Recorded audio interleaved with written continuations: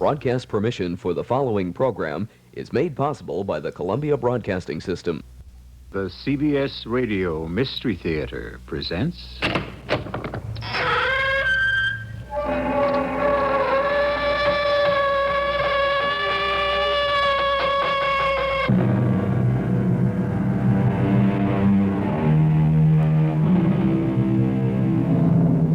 Come in.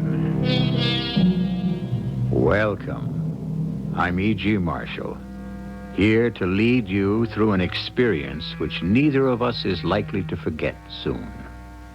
We'll travel with people who take murder quite easily in their stride. We'll share the fear of a girl who finds herself somehow led to do and say things that are altogether contrary to her nature.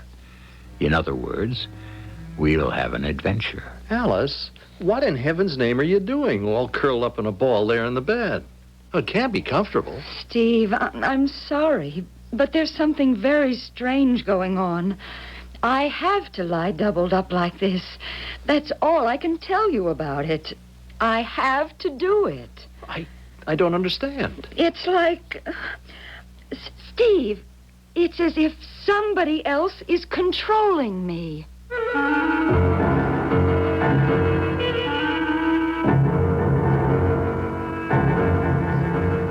Our mystery drama, The Telltale Corpse, was written especially for the Mystery Theater by Field and Farrington and stars Earl Hammond and Catherine Byers. I'll be back shortly with Act One.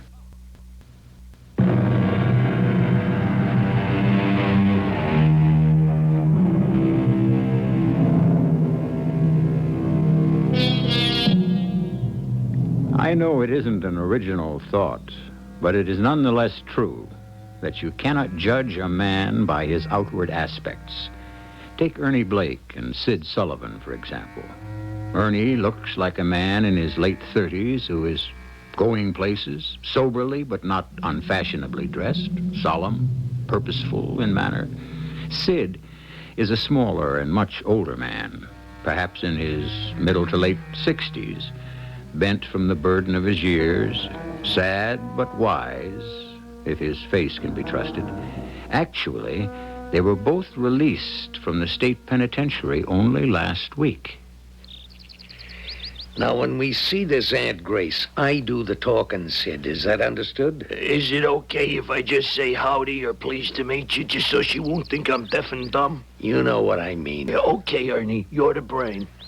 All right. This must be the house. 378, yeah.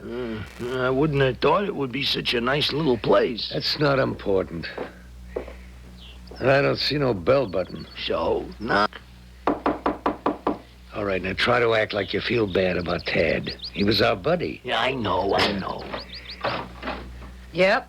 What is it you want? Are you Tad Beatty's Aunt Grace?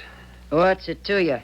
Oh, we're good friends of Tad's. We promised him we'd pay you a visit. Fact of the matter is, Tad ain't in no shape to have friends right now, good or bad. Tad's dead. Yes, ma'am, we know. We were with him right up to the end. Down at the penitentiary? That's right. We were inside ourselves, eh? We just got sprung last week. My name's Ernie Blake, and this is Sid Sullivan. What's the matter with him? Can't he talk? It's nice to meet you, ma'am. Well, come on inside if you want to. There's nothing much in here worth stealing. Just go right on in there in the sitting room. We were kind of special friends at Tad's. He gave us the key. Now, sit down. Gave you what key? Come on, you know what key I'm talking about. One of the 2 keys it takes to open a chest. A chest? Stored in the attic of a cottage halfway up Gooch's Peak. Half-hour's drive or so from here. I ain't got the faintest idea what you're going on about. Look. Take a look at this key. No, I'll hold on to it. You just take a good look and see if it don't look kind of familiar to you. So, how'd you get your hands on it? Well, we and Tad was good friends, like I told you. After he got knifed, they never did find out who done it. We stayed with him right up to the end.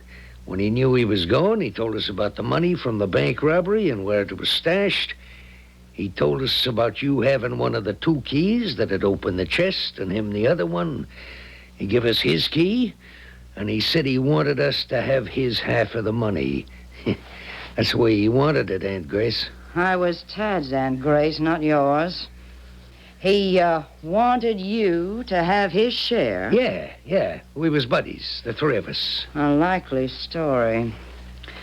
Well, no matter how you got it, there ain't no getting away from the fact that you got the key. If I want to get into that chest, I gotta let you into it, too. I'll be glad to get it over with, tell you the truth. I've been paying rent on that cottage for 2 years now, till folks was getting suspicious. Didn't dare to take it this season. It'll be going to the summer folks. Yeah? Any of them moved in yet? Lots that I know of. But they're due any time now. You got an automobile? No. We took the bus here. Well, I ain't got one neither. Never trusted them. You can rent one, though, down at Hank Millett's garage. I'll come with you. You just stay right here, Aunt Grace. You'll just make the garage fellas curious. You go down there with us. Yes, you're right. Okay, you 2 go down and get the car, and then come on back here and pick me up.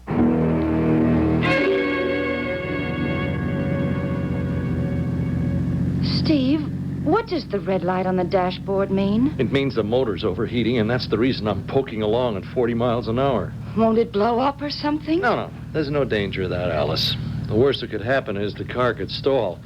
I figure we can limp into Winville this way. It can't be more than 5 or 6 miles. And Winville's the last town before we get to the cottage? Right. Yeah, then it's not much of a town either. Rental agent said the population was 2,000. Oh, we should have seen the cottage before we agreed to take it. Well, it has electricity and a kitchen with an electric stove and 2 bedrooms and all the conveniences except a telephone, the agent said. Except a telephone? Now, look, you know what would happen if we had a phone. It would be ringing from the minute we walked into the place until we leave. You remember what happened last year. The office was on my back the whole time. We might as well not have taken a vacation. I know, but what if something happens and we need help? What could happen? We'll make it to Winville. What can I do for you, gentlemen? You Hank Millett? That's right. Well, my name's John Baker, and this is Sid Sullivan. They tell me you got a car to rent. Yeah, I do have, yeah. Well, we'd like to rent it. Just let me go back and make sure it's available before we get to talking business. Hey, why did you give him my right name and use a phony name for you? One of us has to use his right name, dummy. We have to show a driver's license, don't we? So why me? All gassed up and ready to travel. Yeah? Now, who told you I had a car for rent? Oh, I don't know his name. A fellow we were talking to down in the bus depot. I see. And what do you plan to use the car for? Well, we're thinking about renting a cottage somewhere in this area. We just sort of thought we'd go out and scout around a little. That suits you all right? Just fine. How long do you think you'll need the car? Oh, not long. Be back before dark, I'd say. There's no use looking at cottages when you can't see, is there? Yeah, right. Well, she's out front waiting for you. Have a nice afternoon. You don't get a deposit in advance? I don't make a practice of it. That's the reason I like to ask a few questions. Yeah. Okay, it suits us. She pulls a little to the right when you break her, but it's nothing to worry about. Only thing I don't like is that fella's got my name. Stop worrying. We're practically home free right now.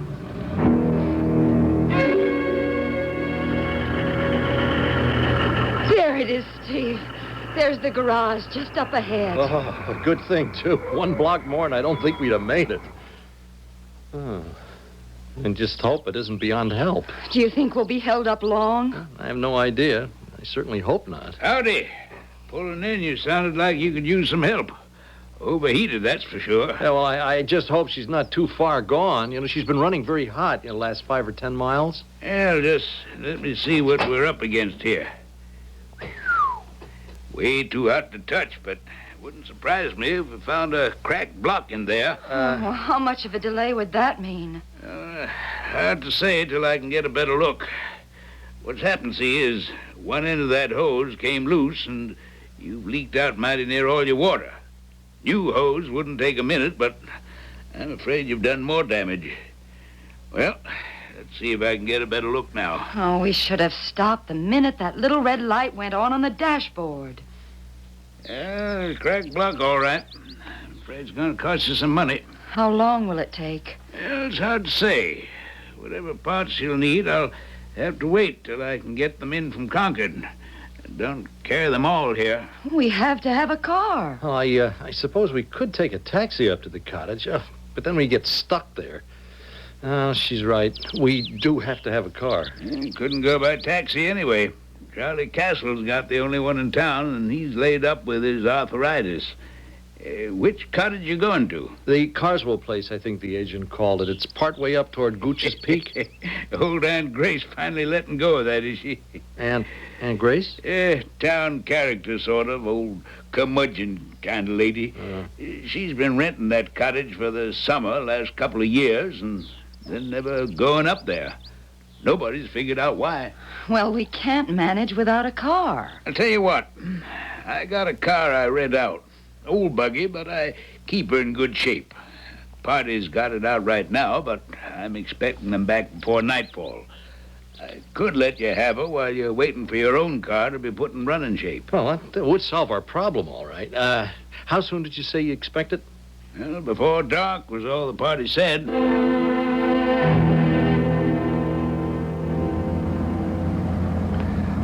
Somebody ought to trim this brush back. Well, I've been paying rent on this house 2 summers running now, just to keep the nosy summer folks away from that chest up in the attic. A good thing any way you look at it. The sheriff was after me to prune. They patrol the area around here now and again. I told him to stay away from the place if he didn't like the brush. The sheriff patrols around here? Just drives in and out. Nothing to get upset about. Only thing worrying me right now is, did old Mrs. Lockery see me leaving my place with 2 strangers? Mrs. Lockery? My next-door neighbor. I expect she was watching all right. She don't miss much. Hey, this is quite a place once you get to it. Ain't nothing I'm interested in except the attic. All right, let's get this over with. I had an extra key to the front door made over at Concord.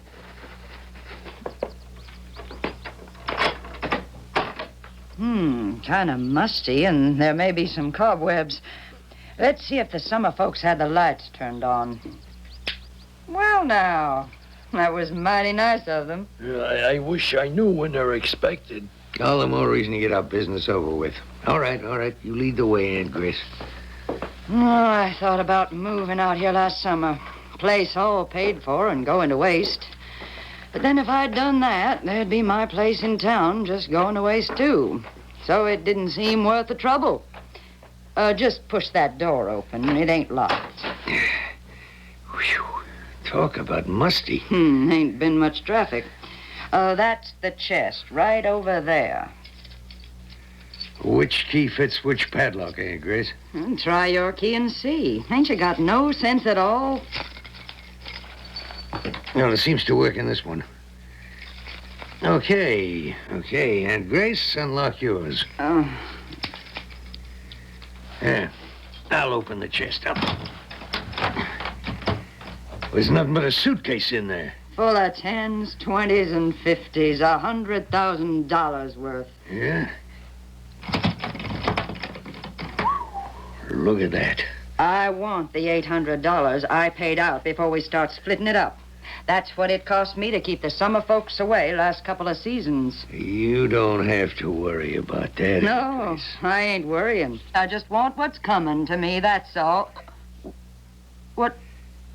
What's the gun for? To make sure you get what's coming to you, Aunt Grace. Ernie, there's plenty to go around. No, don't. No. Come on now, Aunt Grace. It won't do any good to act like this. Let me go. Stand away from us, Sid. Ernie, I don't think you ought to. Oh. Pete's sake. Whew.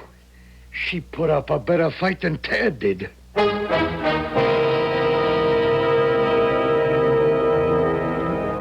Well, we can't moralize much over what we've just heard, can we?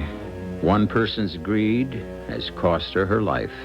But it was another person's greed that prompted the killing. It leads us to no firm conclusion except the trite one that right is right and wrong is wrong. We're left with an uncomfortable doubt as to whether or not right is invariably rewarded and wrong always punished. We don't promise to banish this doubt, but we will delve further into the mystery when I return shortly with Act 2.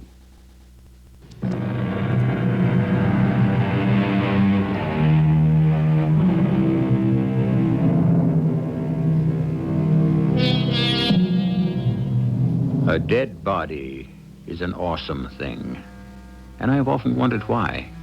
Aunt Grace's body, for example. Only a moment ago, Aunt Grace, inhabiting the body, was a tough old lady who commanded a certain respect, granted, because of her toughness. But there was nothing in her spiritual makeup to inspire an almost reverential awe. Now, the spirit having departed, the body lies on the floor of a cottage's attic, halfway up a New Hampshire mountain. And at least one of the two witnesses to its transformation is frightened.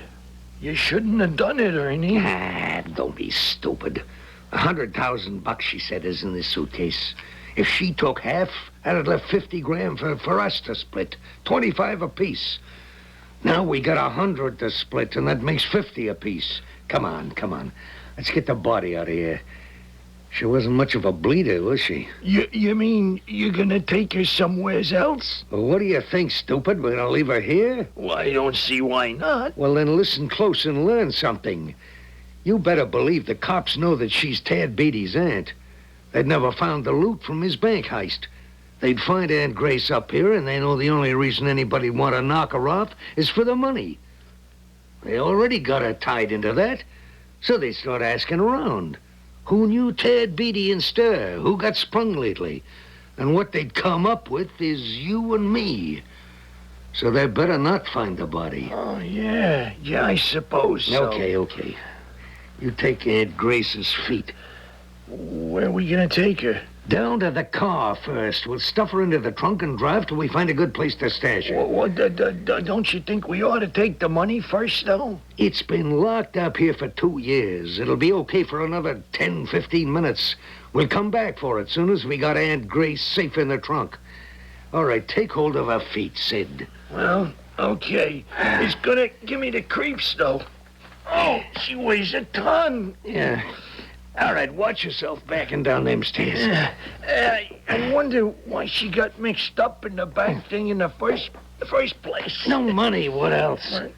She must have been pretty well fixed, though. I mean, if she could spend $800 renting this place. Well, so she was willing to spend $800 to get 50 grand. Yeah. All right, watch yourself, will you?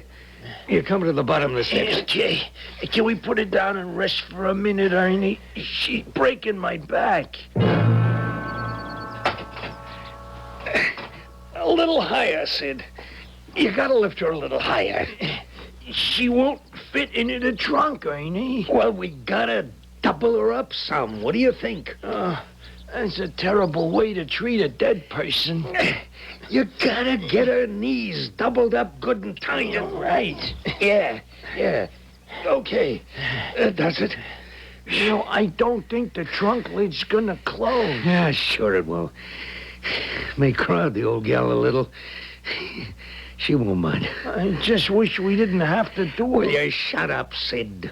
I'm getting sick of it. Well, I just ain't used to things like this, that's all. All right, just think 50 grand. All right, let's get back and get the suitcase. Old Aunt Grace won't mind waiting here for us. Ernie? Yeah? Ernie, there's a car coming up the lane toward the house. Let me see. Damn.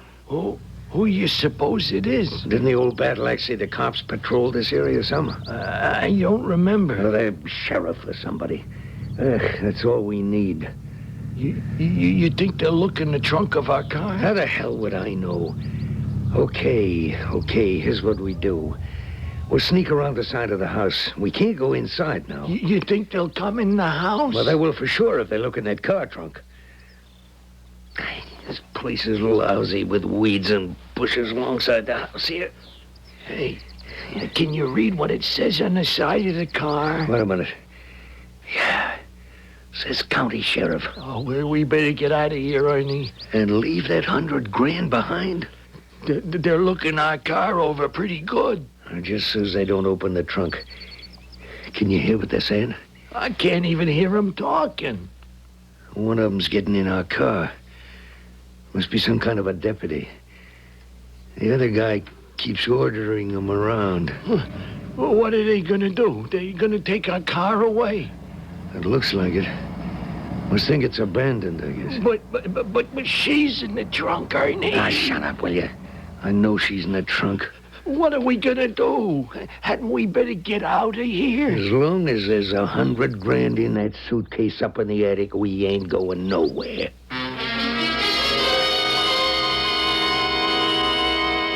Mr. Millett, it's dark already, and they haven't brought your car back. I know, ma'am. Ordinarily, I'd have closed up and gone on home by now. Well, do you still expect them back? The people who rented the car? They said they'd be back by nightfall. That's all I know. Well, isn't there some other way we could get up to the cottage? Not with Charlie Castle down with arthritis. He drives the only taxi in town. What are we going to do? There's only one thing I can suggest. Miss Purdy lives over back of the church. She takes in tourists sometimes. I expect she'd be able to put you up for the night. Excuse me. Hello. Oh, hello, Bess. Oh, not again. Well, it looks like I'm going to have to start charging a deposit whether I like it or not. Okay, thanks a lot for calling. Yeah, I've got customers waiting right here in the office to take the car out. Yeah, thanks again. That was about our car, wasn't it? Yeah, Bess Tolliver, the sheriff's wife. She minds the office when he's out. She said they found the car abandoned in front of the... Hey, didn't you say you were on your way to the old Carswell place? Yeah, that's what the rental agent called it, yeah. Yeah, funny thing. That's where they found my car, left standing in front of the Carswell cottage. Do you suppose there's somebody in the cottage? Appears not. The sheriff, he called in by radio from out there and told Bess to get in touch with me. He was all through the house and didn't see any signs of anything disturbed. Well, so then your car should be here any minute now. Yeah, deputy's bringing it in. Would you like the sheriff to wait until you get there? Bess can get hold of him by radio. Oh, I think I'd feel better if he did, yes. If it won't be too much trouble.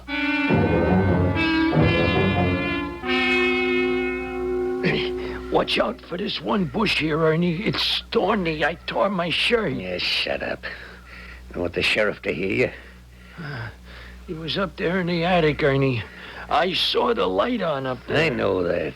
You suppose he found anything bad up there? I mean, like blood or Yeah, she didn't bleed that much. And I left the chest locked up. He didn't find nothing. Why doesn't he start his car? What's he waiting for? Well, maybe they found the body in the trunk, Ernie. You think that could be it? How do I know? Well, I think if they found that thing in the trunk, we ought to get out of here, because that's murder. We ought to try to get clear of this part of the country altogether. I told you before, and I'll tell you once more, we ain't going nowhere as long as there's $100,000 in that chest up there.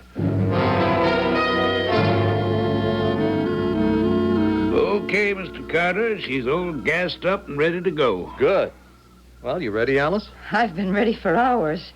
Did you put the luggage in the trunk? Oh, I tossed it in the back seat. There are only 3 bags, and we'll be there in 15 minutes. Mr. Carter, are you sure you and Miss Carter want to go out there tonight? You sure you wouldn't rather stay with Miss Purdy? When we can get to our own cottage? Oh, I'm certainly in favor of going on. Well, don't you think we should, Mr. Millett? Well, I don't want to frighten you or nothing, Miss Carter, but this car was found abandoned right in front of your cottage, and, I guess it's all right, and the sheriff's waiting for you at the cottage. If you don't feel perfectly safe after talking to him, you can just turn around and come on back. Right. So, let's go, Alice. All right. I guess. I hope I haven't upset you none, Miss Carter. No, I just... Oh, it's nothing. What, Alice? Oh, for a moment, I just didn't want to get into the car. Oh, it's nothing. A goose walked over my grave.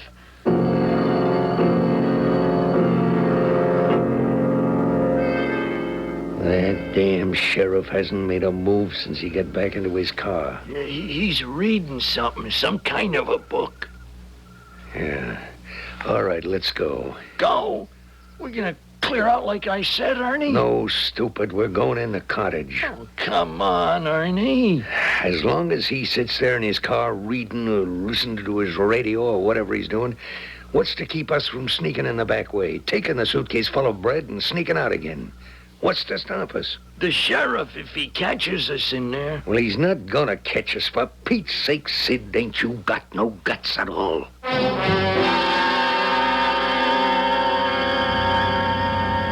You're not very talkative, Alice. You feeling all right? Oh, sure. Sure, I'm okay. You don't sound very positive about it. I don't know. Spooked or something. I just don't feel right riding in this car. Don't ask me why. But you feel all right otherwise? Not really, no. I feel kind of achy all over. You know, my legs mostly. They ache like anything, and my back and my chest. And I keep wanting to double up. You know that feeling. You just want to curl up into a ball. Here, let me feel your forehead. I don't have a fever. I'm sure I don't. Have I? Doesn't feel like it.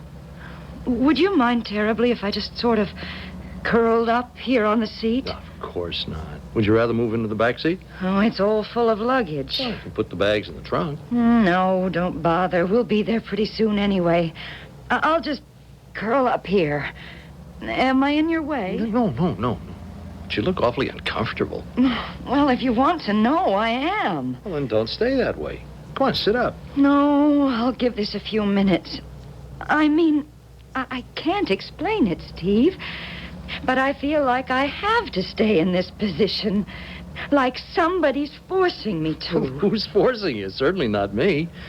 But I don't like the sound of any of this, Alice. I think we should... Steve, turn the car around. What? Turn around. I don't want to go to the cottage. I want to go back to Winville. But why? I can't tell you why.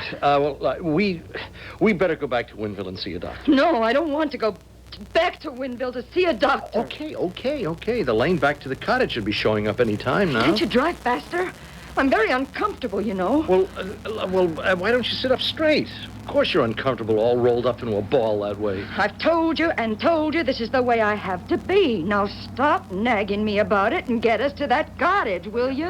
What is it, Alice? You don't even sound like yourself. Just turn this car around and go back to that lane. What is wrong with you? You don't sound a bit like my Alice. Of course I don't sound like Alice. Why should I? Now get me up to that cottage and get me out of this car. Fast.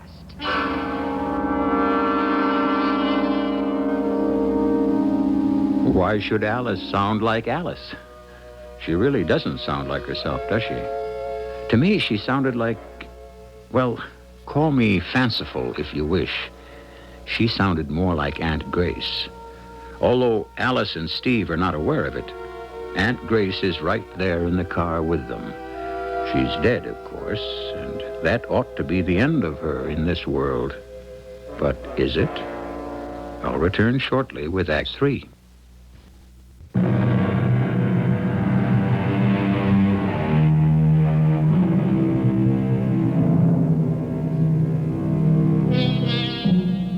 The question we must deal with is simply this. How dead does a dead body have to be? All the way dead, you say? Well, that's very true as far as our 5 workaday senses can make out. But there's a lot going on in the world around us that our senses may not perceive. Who are we, then, to say that death must be only what we make it out to be?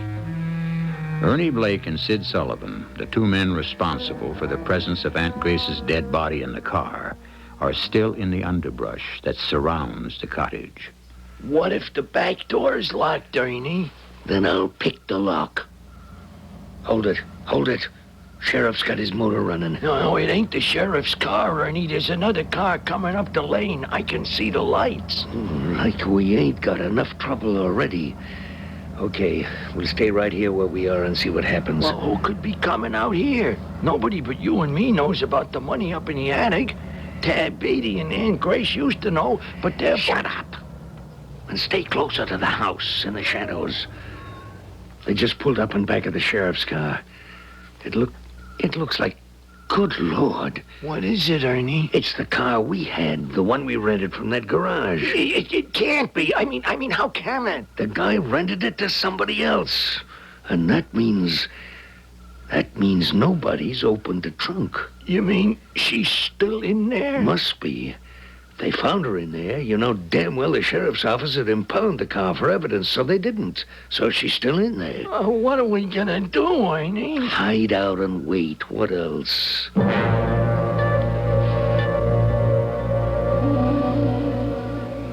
You Mr. and Mrs. Carter, are you? Yes, that's right. I'm Sheriff Tolliver.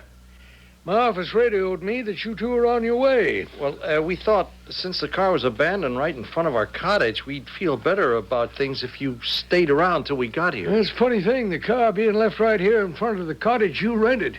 Yes, it's quite a coincidence. Yeah.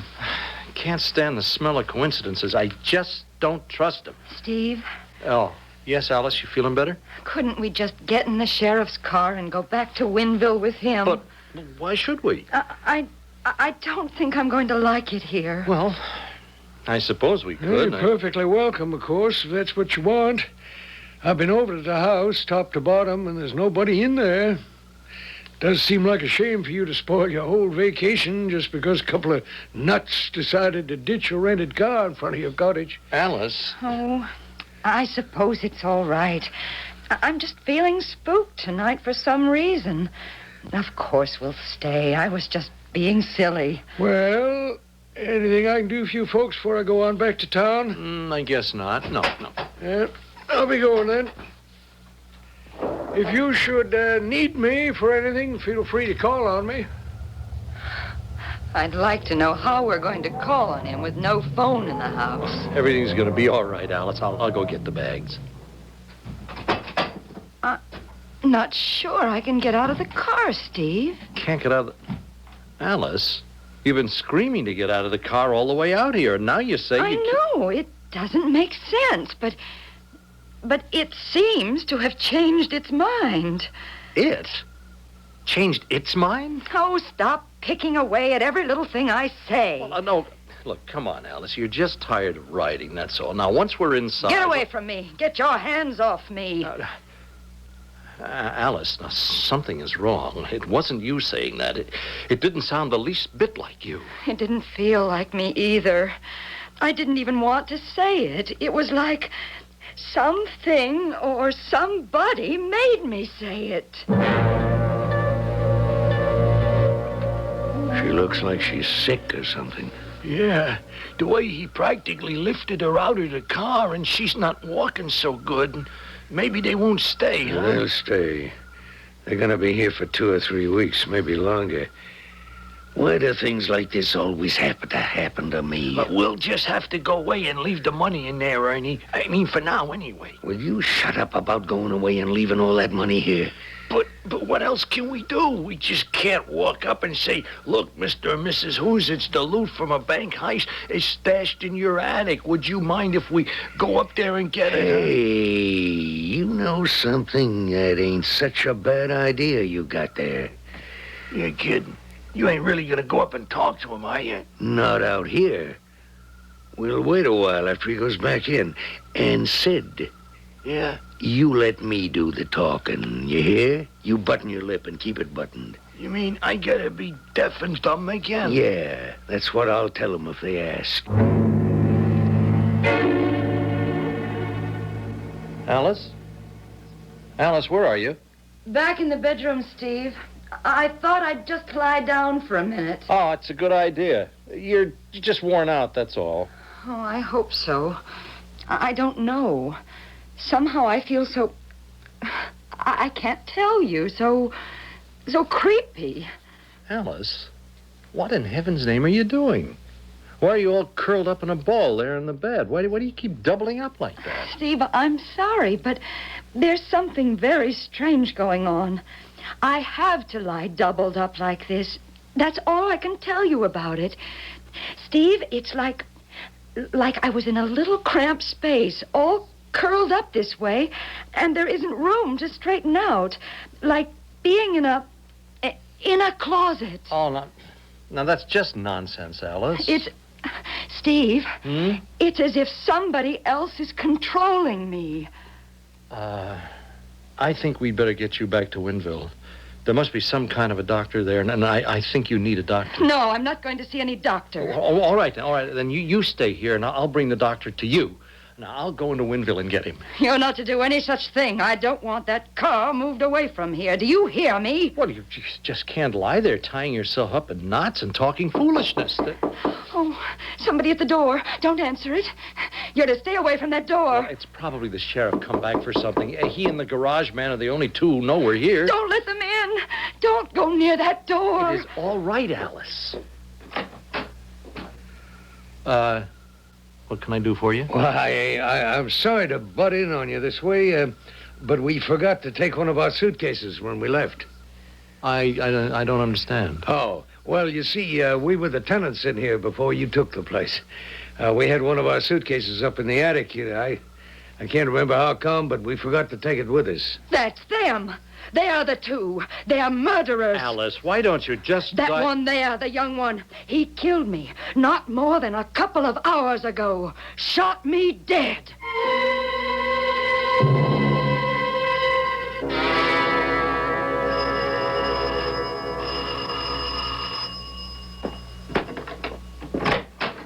Oh, hi, Sheriff. Hello, Hank. Sorry to bother you at home this way. Oh, no bother at all, Sheriff. Mrs. Lockery called you a few minutes ago. He lives out on Elm Street? That's right. Next door to Aunt Grace Beatty. She said she saw Aunt Grace get into a car with a couple of strange men this afternoon drive away. Says Aunt Grace hasn't come back, and it's dark now, and Aunt Grace never goes out or stays out after dark. I've heard that before, yeah. Miss Lockery says she recognized the car the minute she saw it. Says it was one you ran out. And, the strangers would be those two that left the car high and dry halfway up to Gooch's Peak? Well, that's the way I figure it. It's not natural for Aunt Grace to go out with them and then just disappear. What can you tell me about these two? Well, just that they rented the car. Said they was looking for a summer cottage. Mm-hmm. Well, I think I'll just drive out to that cottage and have another look around. Might be something I missed, not knowing at the time that I was looking for Aunt Grace. Okay, just stay right where you are, lady. Don't come a step closer, or both you and your husband, both of you, are going to be very dead. Please, Alice, do as he says. Don't you please, Alice, me. You think I'm going to stand here and let them walk up them stairs to the attic and then walk out with all that money? What do you know about any money upstairs? I know all about it. What do you think? Half of that money's mine by right, and I don't aim to see you two walk off with it. Aunt Grace? Who did you think it was? Alice, why are you talking this way? It ain't Alice right now, mister. It may look like her, but it ain't her. I'm sorry about taking her over this way, such a pretty little thing, but it was the only way I could think of. I'll be through with her in a bit. Good Lord. I don't give a damn ghost, spirit, anything you want to call yourself. You ain't gonna keep me away from that money. Sid, you got your gun? You see, Sid don't talk, but he can understand all right. You got your gun, Sid? See, he nodded. He hears what I'm saying. Okay, Sid, you hold your gun on these two while I go up and get that suitcase. You better give me that gun. Alice, don't do anything. Oh, Stay away from me, lady, or I'll have to... Okay, lady, I give up. Get off of me. I told you not to talk, Sid. Yeah, but how could... It don't matter anyway. All right. What I got in this suitcase, if you don't know already, I got $100,000 or money close to it, and it's all mine. You thought I was going to split with you, Sid? Yes. Well, maybe I'm a little bit sorry, but come right down to it, you're too stupid to live anyway.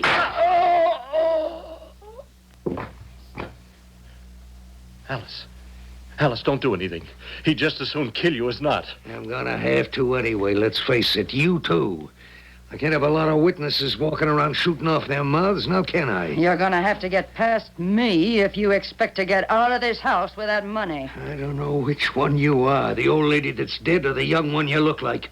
But a bullet's gonna take you out whichever. I'll get past you, all right. I'll kill you. All right, hold it right there, everybody.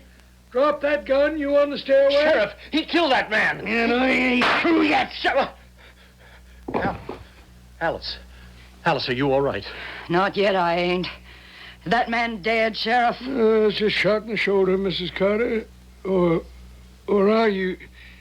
you sound exactly like Aunt Grace. Who else would I sound like? I'd like to know. Where's your own body? I'm in the trunk of that car outside there. Get me out of there and I'll be finished with the lot of you. You still plan to spend your vacation here at the cottage in spite of what's happened? I think so, if it's all right with Steve. Well, good. If there's anything I can do for you while you're here, be sure to let me know. We will, and thank you. Yeah. Bye. Be safe, dear. Well, are you, sure you want to stay, Alice? Yes, I really do. Oh, it was an unpleasant experience, I admit, but somehow now it's all over.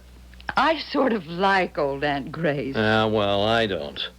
If I could have figured out a way to get at her without hurting us, she wouldn't have had things so much her own way, believe me. I'd have chopped you up and had you for breakfast, Sonny. Alice, was that wasn't... You'll never know, will you, Steve? So it was a simple case of possession. Oh, of course it was. That last bit about Aunt Grace chopping Steve up and having him for breakfast, that was just Alice having the last word. A simple case of possession. You don't think possession is such a simple matter? Good heavens, it happens all the time on Mystery Theater. And if you heard it here, you know you can believe it. I'll be back in a few minutes.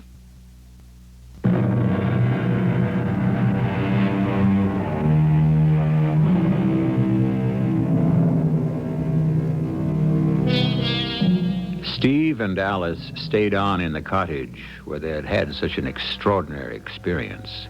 And the remaining 3 weeks were as peaceful as the first few hours had been terrifying. Alice got a beautiful suntan, and the fishing was so good that she has sworn never again to fry a brook trout. Our cast included Catherine Byers, Earl Hammond, Court Benson, and Guy Sorrell. The entire production was under the direction of Himan Brown.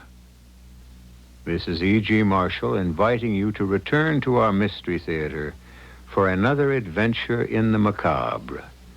Until next time, pleasant dreams.